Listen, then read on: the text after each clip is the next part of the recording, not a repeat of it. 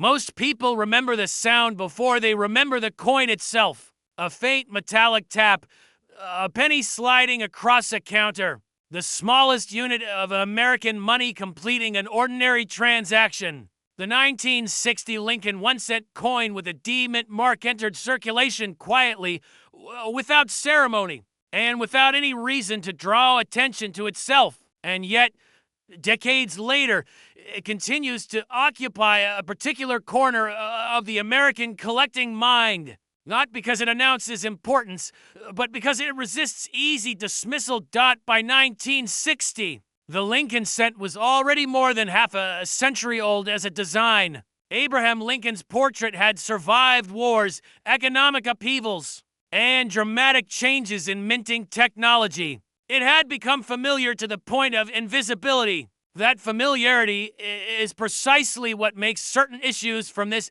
era complicated. When a coin is too common in appearance, it becomes harder to see what truly distinguishes one example from another. The Denver Mint in 1960 was operating at full efficiency.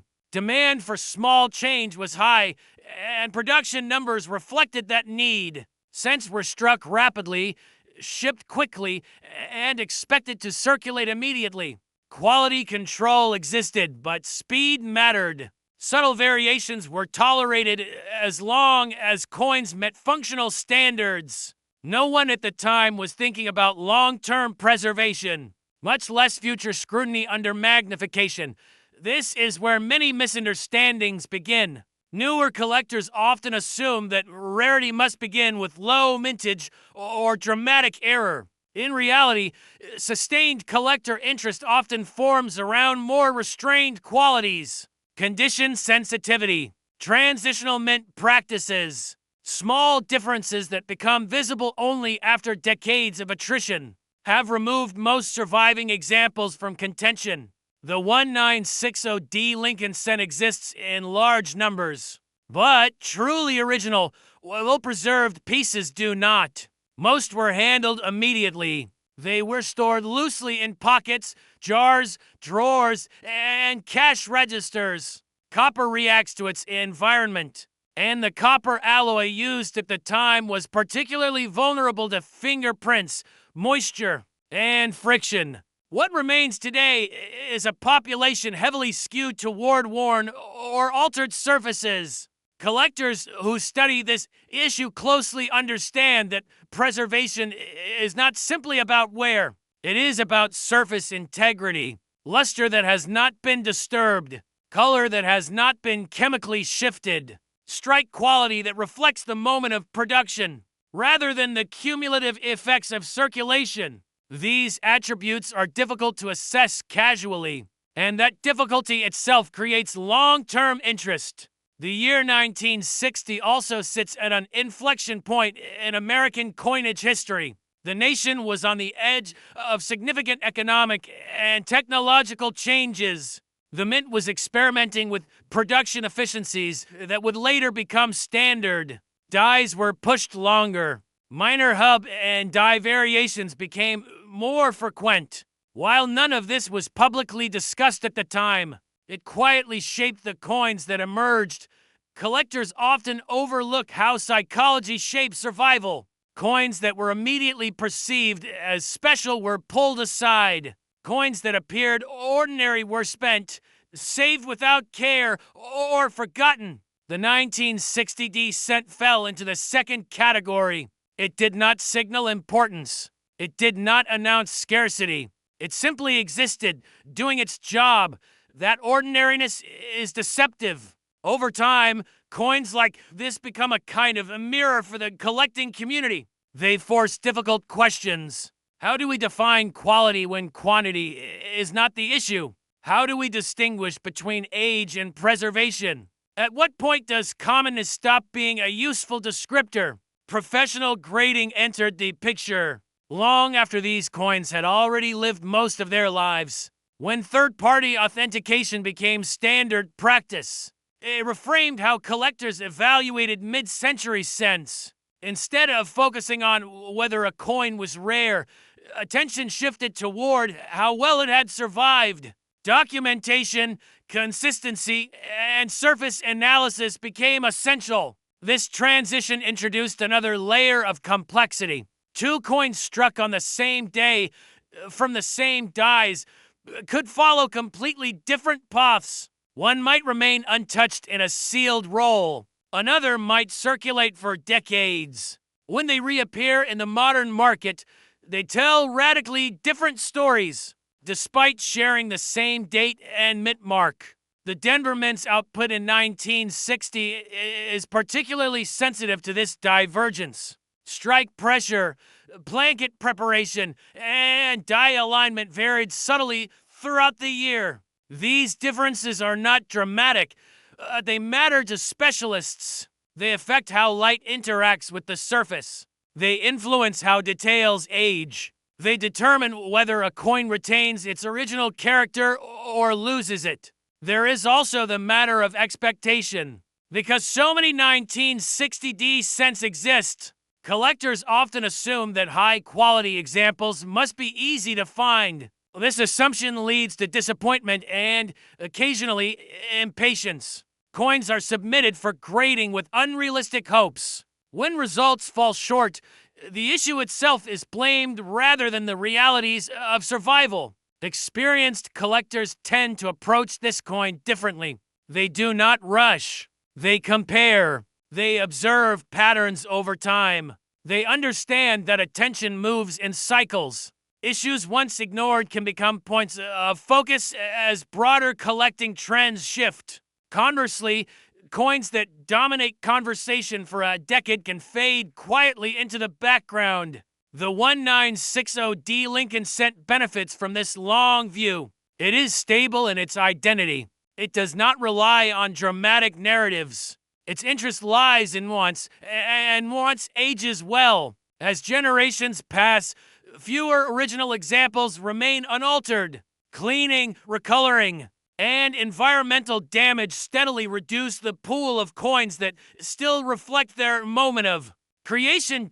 This is where caution becomes essential. The desire to improve a coin's appearance has caused more harm than benefit. Altered surfaces may look appealing to an untrained eye, but they rarely withstand professional scrutiny. Documentation exists for a reason. Authentication is not about assigning value. It is about preserving trust in the historical record. Market attention when it arrives rarely does so evenly. One attribute becomes fashionable. A specific grade range draws focus.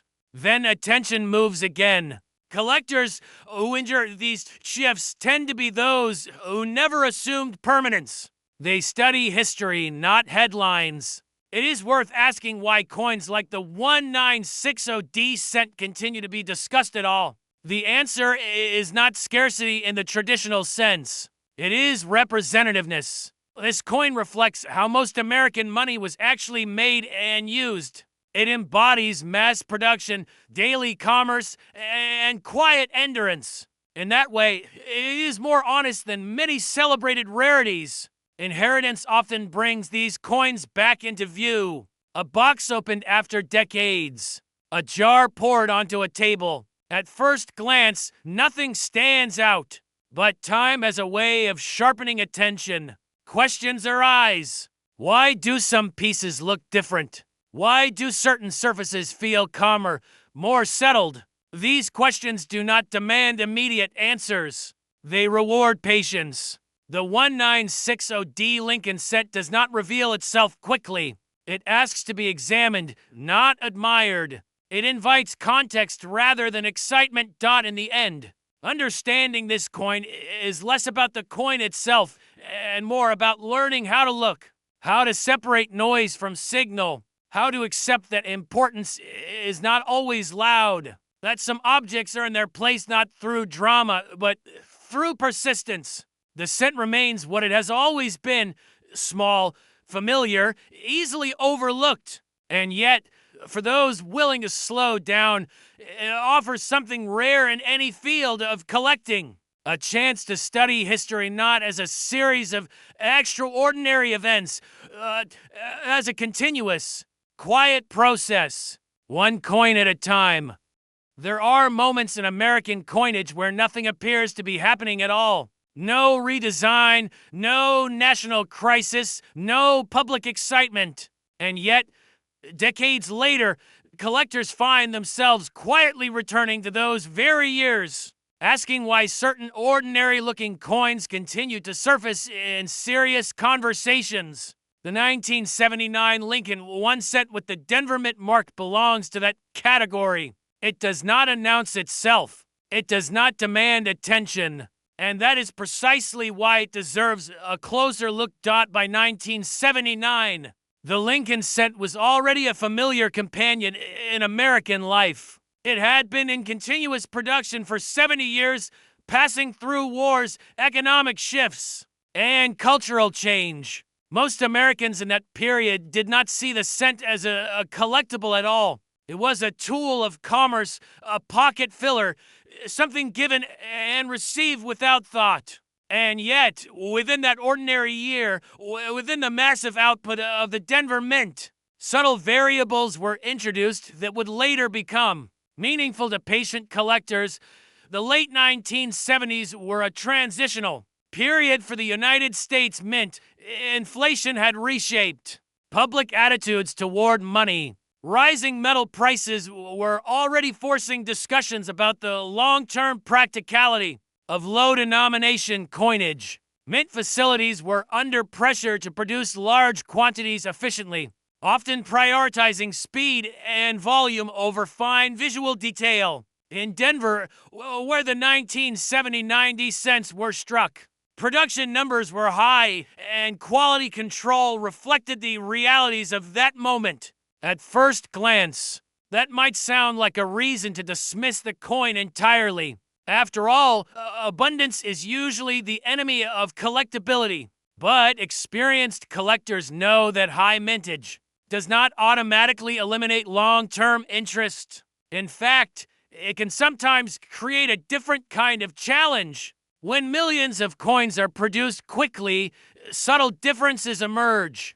Dies wear down. Strike quality fluctuates. Small deviations occur, not as dramatic errors, but as quiet inconsistencies that only reveal themselves under careful study. The 1979 cent sits at an intersection of those factors.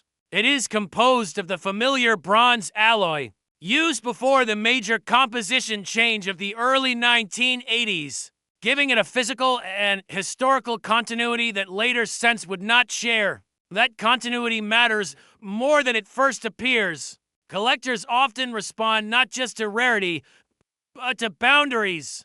Coins struck just before a major change often gain attention later because they represent the end of an era rather than the beginning of a new Denver minted cents from this period. Frequently show characteristics that challenge condition-focused collectors. Weak strikes in certain areas, especially in Lincoln's hair and the reverse lettering, are not uncommon. This means that finding examples with strong detail, full original luster, and minimal contact marks becomes progressively more difficult as grading standards rise. The difference between an average circulated piece and a sharply preserved example is not subtle. It is decisive. This is where misunderstandings often arise among newer collectors. Many assume that because a coin is common in circulation, high-quality examples must also be common. The reality is more complicated. Coins that circulated heavily in everyday commerce were exposed to handling, abrasion, and environmental factors almost immediately. Even coins that entered collections early were not always stored with long-term preservation in mind. As a result, truly well-preserved pieces from high mintage years can become surprisingly elusive over time. Professional grading has played a significant role in shaping how the 1979 cent is viewed today. Third-party certification did not dominate the hobby in 1979 the way it does now. Many coins from that era were saved casually, without documentation, without controlled storage. and without the expectation that condition would one day be evaluated with microscopic scrutiny. When such coins are submitted decades later, the results can surprise their owners, sometimes positively, sometimes not. Authentication and grading do more than assign numbers. They create records. They allow collectors to compare populations, track condition rarity, and observe how attention shifts over time. In the case of the 1979D cent, these records reveal an interesting pattern. While the coin itself is not scarce, the number of examples meeting the highest condition standards is far smaller than many would assume. That imbalance does not guarantee anything. That does invite sustained interest. There is also a psychological element at play. Collectors are often drawn to coins that require patience rather than impulse. The 1970-90 cent does not reward quick judgment. It asks the collector to slow down, to look closely, to understand context rather than chase headlines. For inheritors of old collections, this can be particularly important. Coins from the late 1970s are often overlooked in favor of earlier dates or more visibly dramatic pieces. Yet careful review sometimes reveals coins that were quietly set aside for reasons that are no longer obvious. Mint practices at Denver during this period further complicate the picture.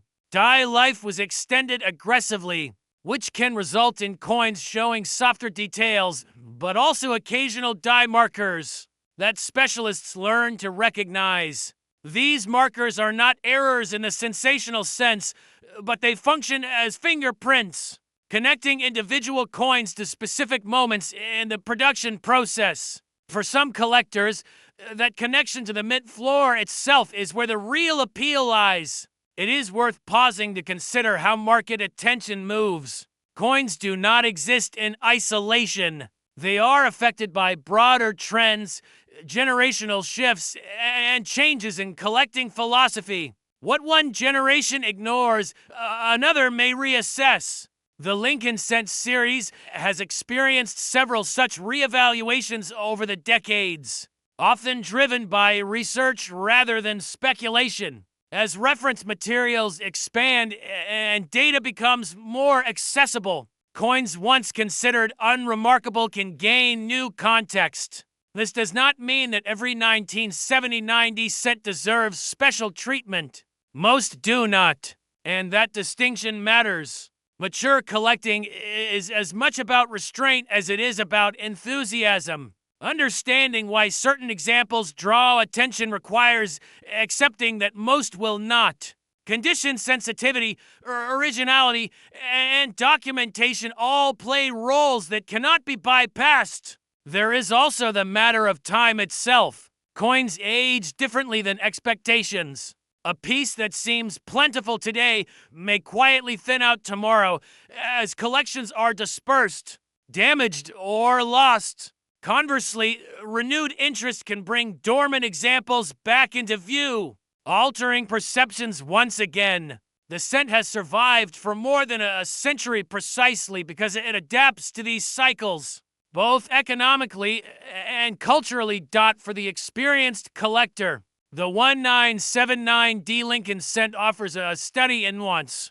It encourages questions rather than answers. Why do some examples feel lifeless while others command attention under the same lighting? Why do certain surfaces retain vibrancy while others fade? What decisions were made at the mint that year? And how do they manifest decades later in the palm of a hand? For those reviewing inherited collections, the lesson is similar. Not every coin tells its story loudly. Some require context, comparison, and professional evaluation to be understood at all. Dismissing late-date cents outright can mean missing subtler narratives about production, preservation, and collector behavior.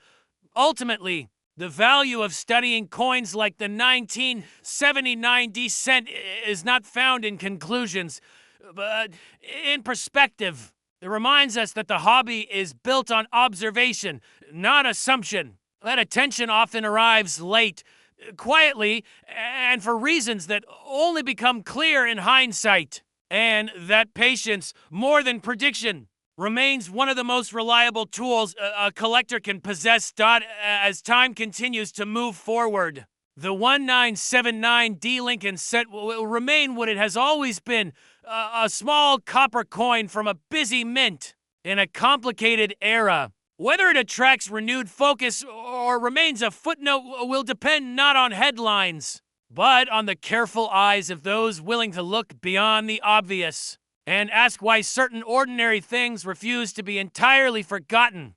There is a certain kind of coin that almost never announces itself. It doesn't shimmer with obvious rarity, it isn't tied to a dramatic historical event, and it doesn't arrive wrapped in folklore. It sits quietly in albums, in drawers, in inherited boxes that haven't been opened in years. The 1996 Lincoln, one set with the D Mint mark, belongs to that category. And yet, for reasons that are easy to miss and difficult to fully explain, it continues to hold the attention of serious collectors who understand that significance is not always loud. To understand why. It helps to slow down and return to the mid-1990s. By 1996, the Lincoln set had already undergone one of the most consequential changes in its long history. The familiar copper composition had been replaced years earlier by a zinc core with a thin copper plating.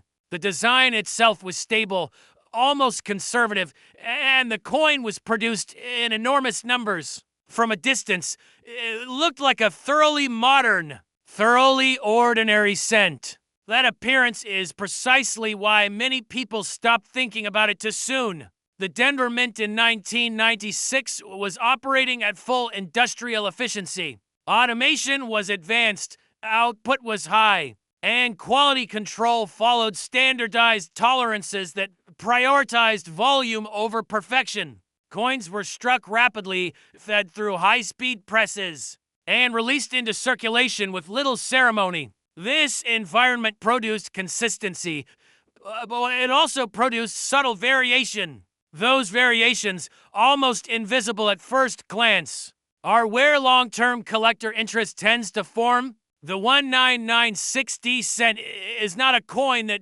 commands attention because of scarcity in the traditional sense.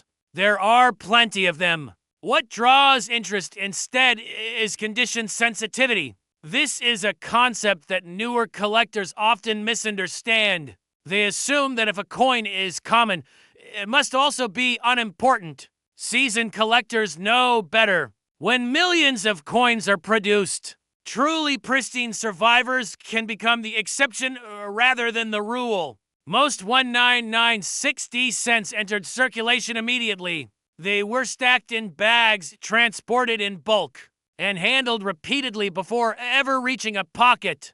The copper plating on zinc cents is thin, and even minor contact can leave marks, distortions, or microscopic breaches that affect long-term stability. Over time, these small imperfections accumulate, and the number of coins that remain fully original, sharply struck, and free from surface issues becomes far smaller than the original mintage suggests. This is where patience enters the story. Coins like the 1996D Lincoln cent are rarely chased aggressively. Instead, they are studied, quietly set aside, and revisited over years or even decades. Collectors who focus on high-grade modern issues understand that demand often develops slowly. It emerges as registry competition grows, as grading standards evolve, and as fewer untouched examples remain available. There is also the question of strike quality. Not all 1996D cents were created equal. Die wear, alignment, and pressure varied throughout the year. Some coins exhibit strong, well-defined details in Lincoln's hair and beard, crisp lettering, and full separation in the wheat reverse lines where applicable in earlier eras, or in the memorial design details that remain standard at the time. Others appear softer, flatter, or slightly uneven, These differences matter deeply to those who look closely. Collectors who specialize in modern Lincoln cents often speak about quiet years, dates that don't attract headlines but consistently reward careful examination. The mid-1990s fall squarely into this category. They represent a transitional period between older collecting habits and the rise of modern third-party grading culture. Many coins from this era were saved casually, if at all, and fewer were preserved with the deliberate intent that later decades would bring. That historical timing creates an interesting tension. On one hand, the coins are not old enough to feel distant. On the other, they are far enough removed that original context has begun to fade. When collections are inherited, these cents are often overlooked in favor of earlier dates or visually striking pieces. They remain behind, unexamined, their potential determined less by excitement and more by scrutiny. Professional grading plays a role here, but not in the way it is sometimes portrayed. Authentication and grading are tools, not guarantees. They provide a standardized language that allows collectors to compare condition and originality across time and distance.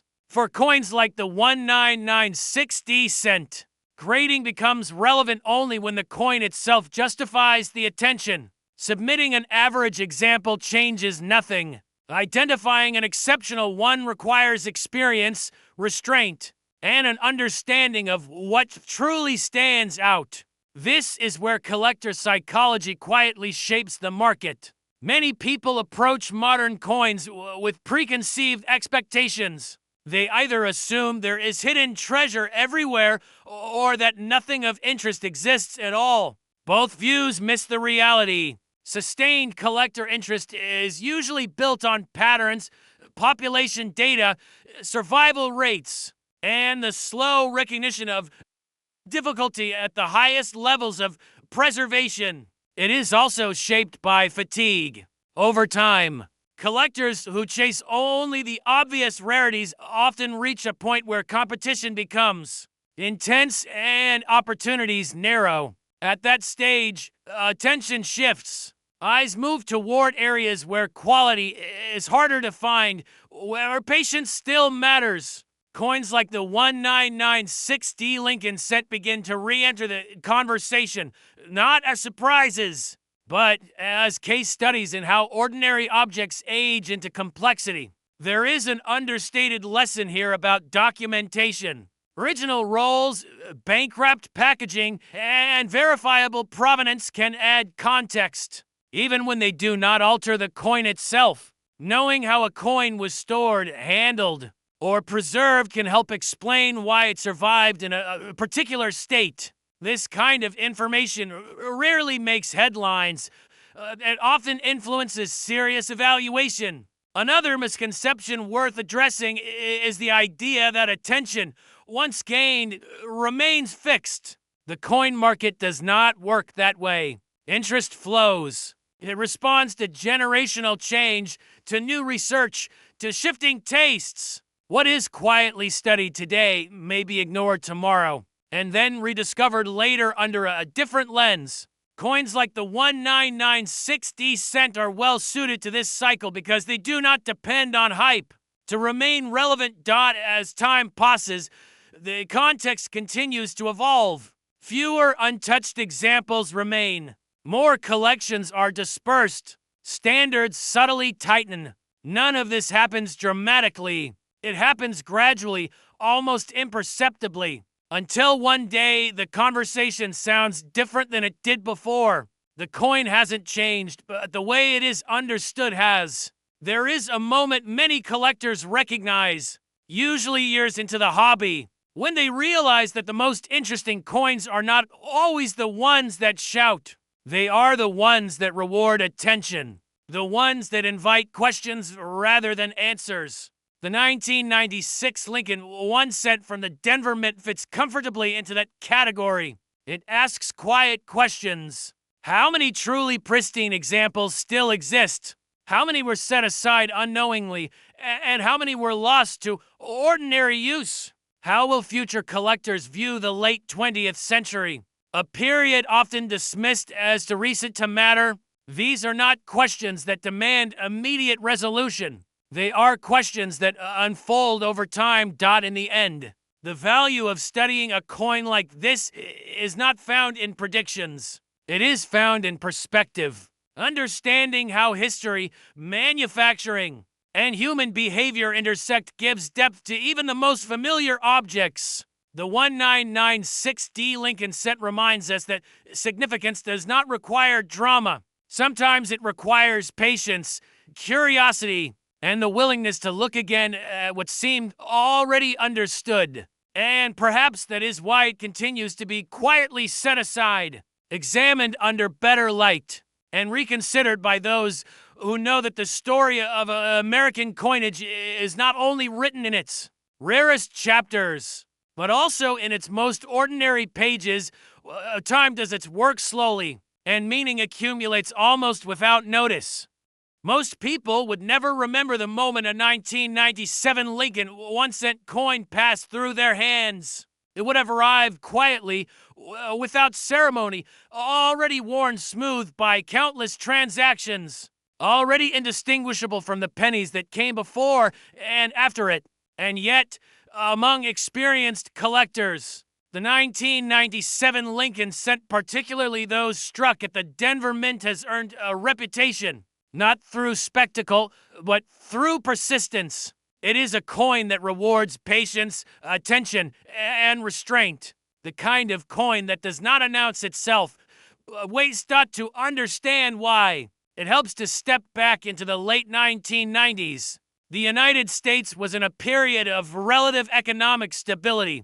Coinage production was efficient, highly mechanized, and focused on volume rather than nuance. Pennies were not treated as historical artifacts. They were consumables. The Denver Mint alone produced billions of Lincoln cents in 1997, operating at a pace designed to meet circulation demand, not collector scrutiny. In that environment, small details mattered less than speed, and consistency was assumed rather than verified. This assumption is where many misunderstandings begin. Collectors, new to modern cents, often believe rarity must announce itself through low mintage figures or dramatic mint errors. But the Lincoln cent series has long demonstrated a different truth. Some of the most persistently studied coins are not scarce in number, but scarce in condition. The 1997D cent exists in enormous quantities. Yet truly well-preserved examples are far less common than raw production numbers suggest. This contradiction has quietly shaped collector behavior for decades. By 1997, the Lincoln cent was composed primarily of zinc with a thin copper plating, a change introduced years earlier, but still not fully appreciated by the public. This composition, while cost-effective, introduced new vulnerabilities. The copper layer is thin enough that even minor contact, improper storage,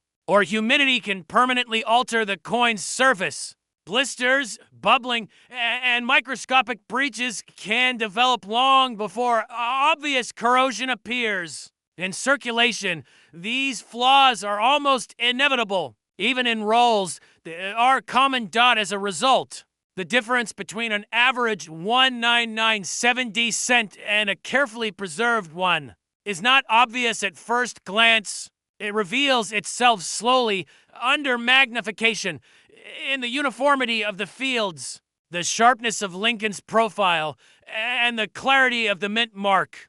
Collectors who have spent years examining these coins learn to notice what others overlook. They notice strike quality, blanket preparation, and subtle die characteristics that hint at when and how the coin was produced. The Denver Mint in 1997 was under pressure to maintain output levels, and that pressure has consequences. Dies were used extensively.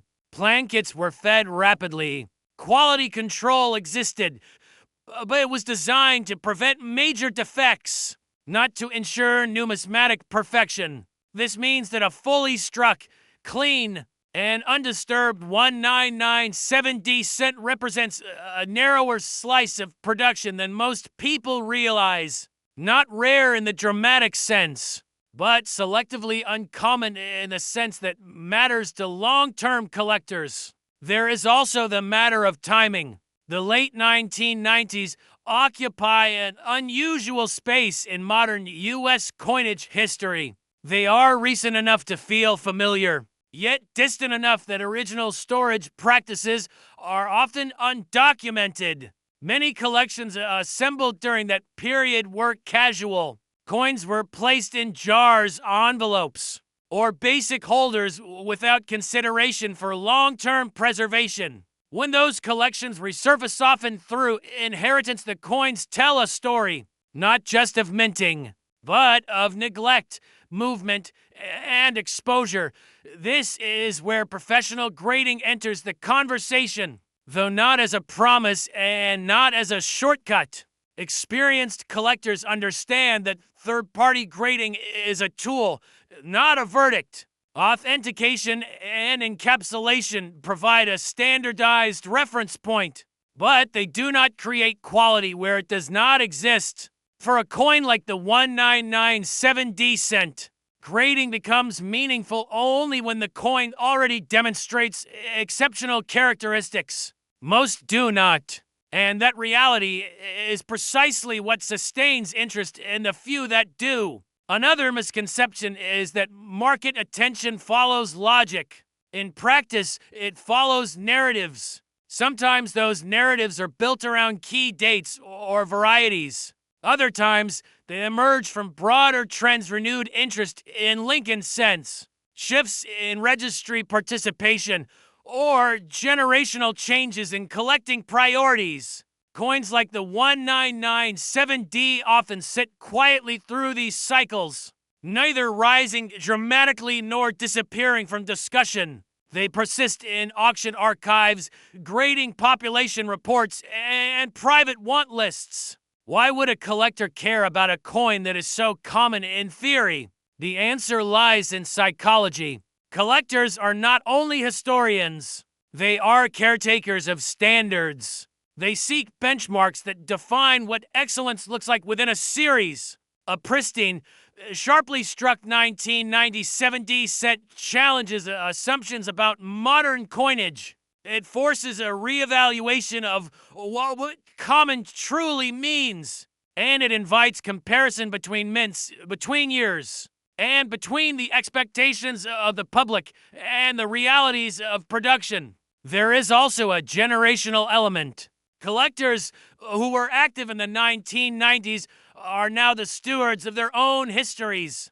The coins of that era are no longer contemporary objects. They are artifacts of a specific moment in American manufacturing and economic culture. As time passes, context accumulates. A coin once dismissed as unremarkable becomes a reference point, a marker of transition, or a case study in material science, and mass production. Soft questions naturally arise.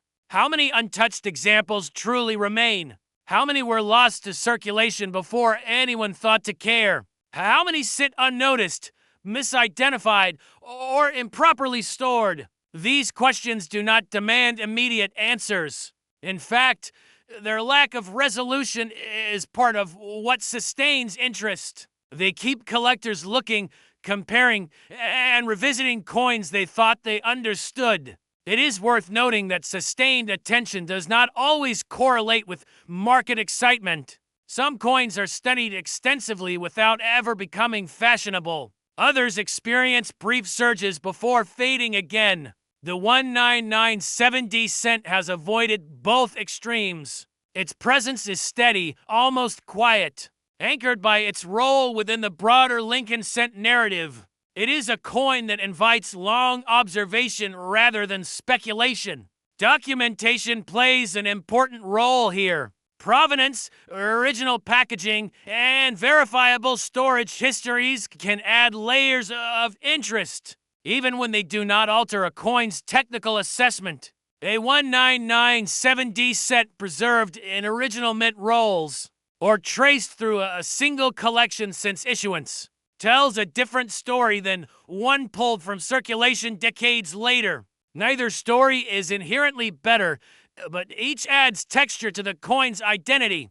Collectors who have spent years with this series often caution against impatience. Modern scents teach restraint. They reward those who study surfaces, who understand mint practices, and who accept that significance is not always immediate. The market does not move on a schedule, and attention does not distribute itself evenly. Coins wait, sometimes for years, sometimes for generations.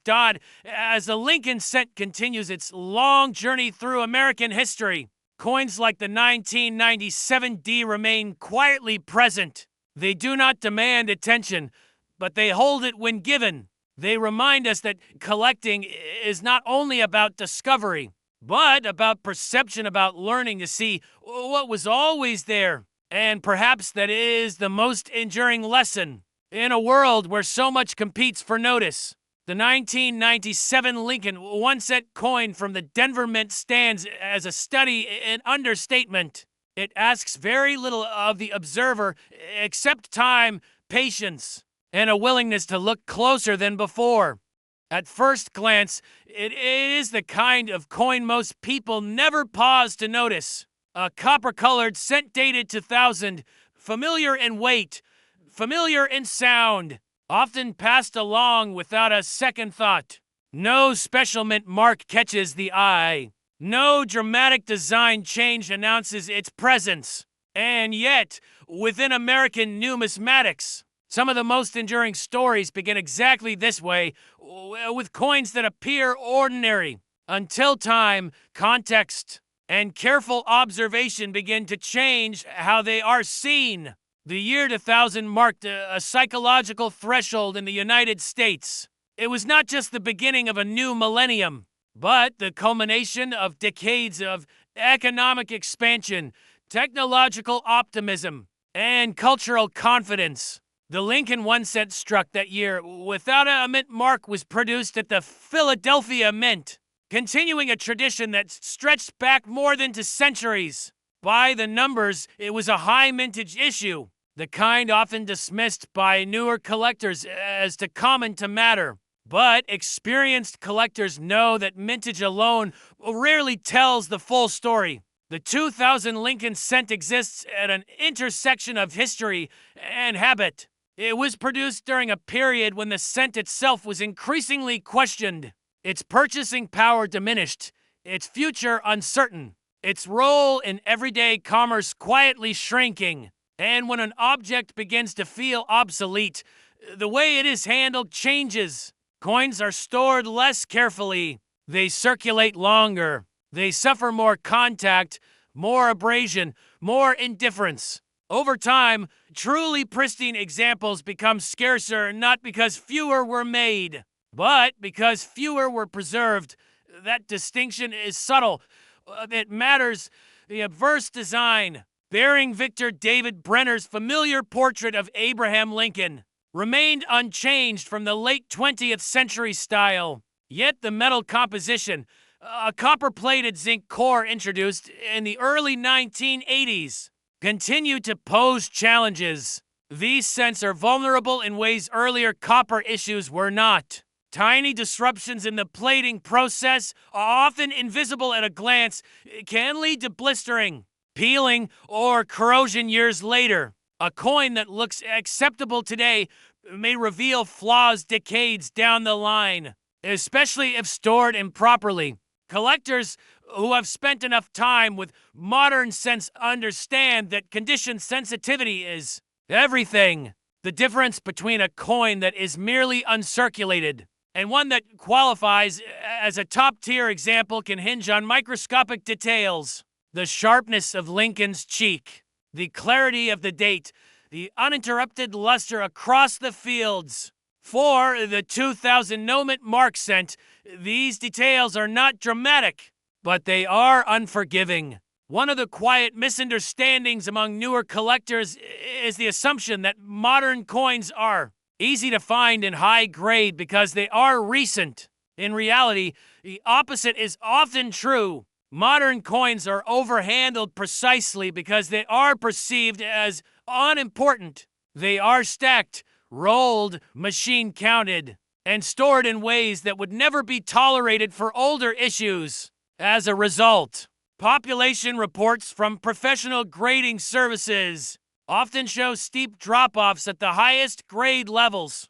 This is where collector psychology begins to play its role. Seasoned collectors tend to move in cycles. Interest drifts from classic silver to early copper, then to errors, then back to overlooked modern issues. These shifts are rarely predictable and almost never announced in advance. They are shaped by registry competition, academic publications, auction results, and sometimes by a single well-documented example that reframes an entire issue.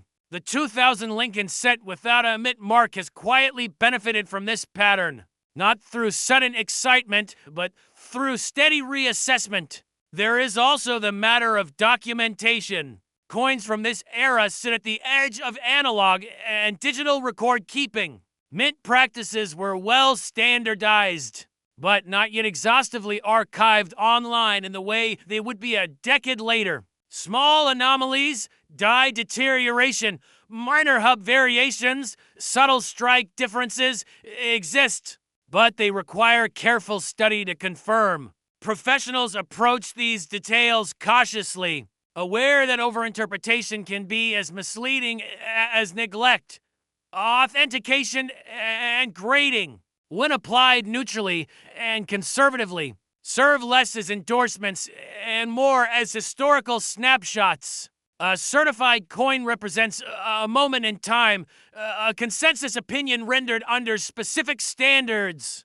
Those standards evolve. What was considered exceptional 20 years ago may be reevaluated today, not because the coin changed, but because the framework around it did. This is why experienced collectors resist drawing hard conclusions from any single data point.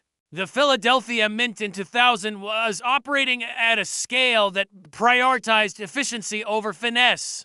Dies were pushed to their limits. Quality control focused on volume, not perfection. In that environment, sharply struck. Fully lustrous scent is less a product of intention than of circumstance. When one appears, it invites questions. How was it handled? Where was it stored? Why did it survive when so many others did not? These questions are not rhetorical. They guide serious collecting. Another layer of misunderstanding surrounds the phrase "no mint mark." To the uninitiated, it sounds special. To professionals, it simply indicates origin. Philadelphia's cents historically lacked mint marks, and their presence or absence must be interpreted within context. The significance is never inherent. It is earned through rarity, demand, and scholarly interest. The 2000 no mint mark cent does not demand attention. It waits for it. And waiting is something the cent has done well. As the years pass. Attrition does its work quietly. Coins are lost, damaged, spent, melted, or discarded. Collections are broken up. Estates are dispersed. What remains is shaped less by intention than by chance. Over time, patterns emerge that were never planned. Certain dates become unexpectedly difficult to locate in top condition. Others flood the market. The reasons are rarely obvious and often debated. This uncertainty is not a flaw in the hobby. It is its foundation. For inheritors reviewing old collections, the temptation is to search for immediate answers, to sort quickly, to label decisively, to reduce complexity into categories of valuable and not. But coins like the 2000 Lincoln cent resist that approach. Their significance, if any, lies not in dramatic rarity, but in incremental distinction. They reward patience, documentation, and restraint. It is also worth acknowledging that not every coin with collector interest will ever command widespread attention.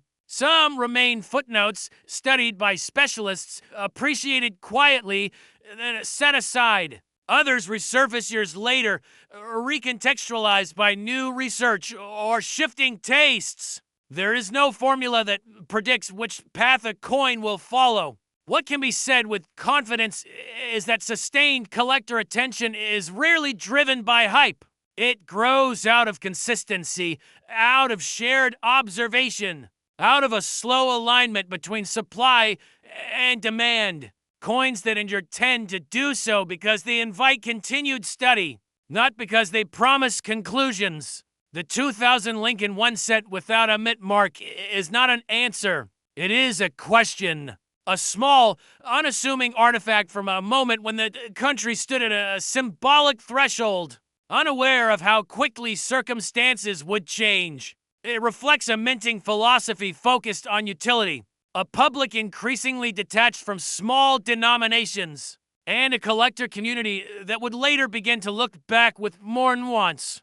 For those willing to look closely, it offers a reminder that significance in numismatics is often cumulative, built from details, from context, from time, and sometimes from coins that everyone thought they already understood. In the end, the most important thing to remember is not what a coin might become, but what it already is. A physical record of choices made, standards applied, and histories lived through circulation. Whether studied, certified, or simply preserved, the 2000 Lincoln cent stands as part of that ongoing record, quiet, patient, and unresolved.